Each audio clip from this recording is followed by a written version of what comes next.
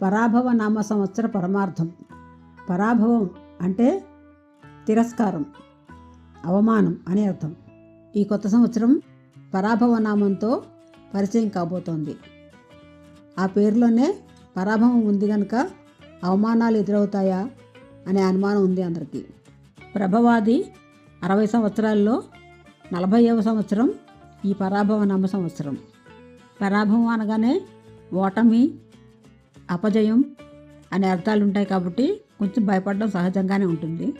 కొన్ని పేర్లలో ప్రతికూల స్వభావం వినిపిస్తూ ఉంటుంది మనకి.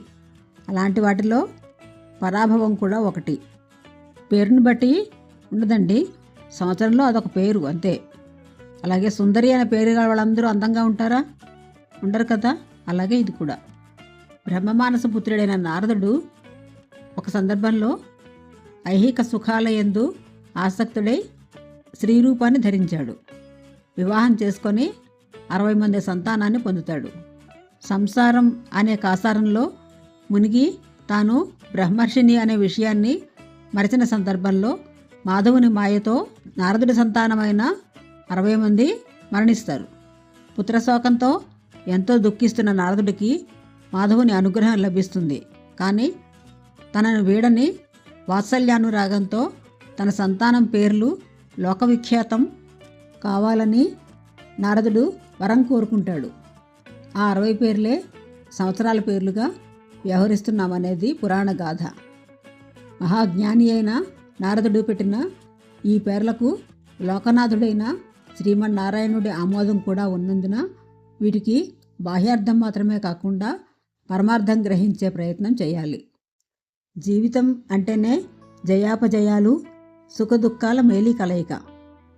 అన్ని వేళలా అన్ని కార్యాల్లో విజయాలే వరించడం అసాధారణం కదా.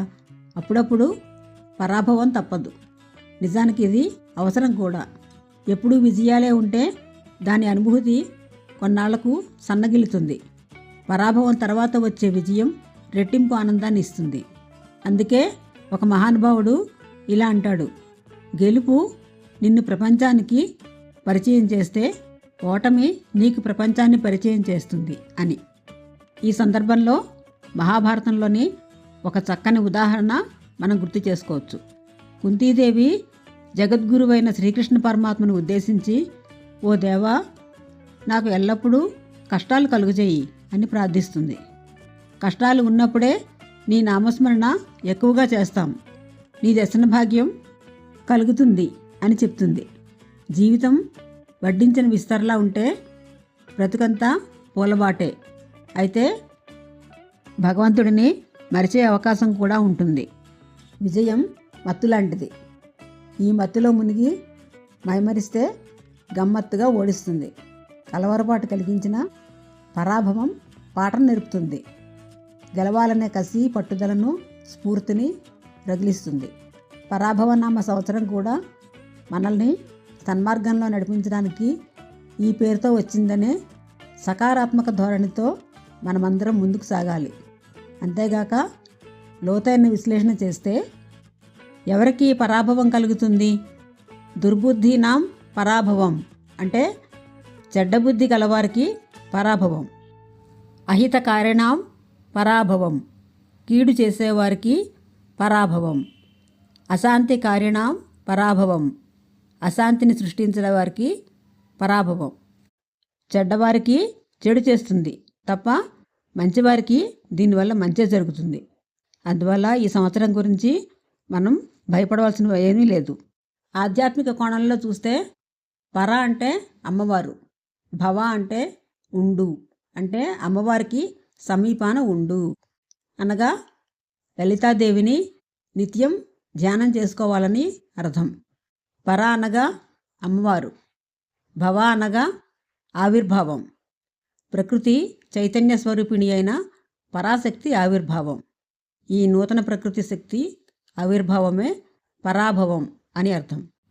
పరా అంటే అమ్మవారు, భవ అంటే భవుడు, శివుడు, అర్ధనారీశ్వర తత్వం, అమ్మవారి రూపం గణపతి, అయ్యవారి తేజం షణ్ముఖస్వామి.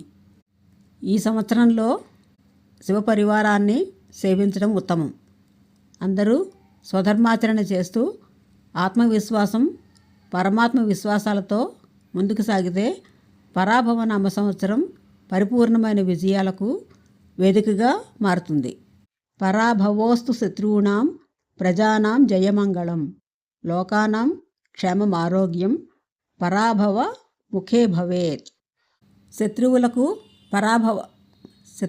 పరాజయాన్ని, ప్రజలందరికీ శుభాన్ని, విజయాన్ని ఈ పరాభవ అందించుగాక.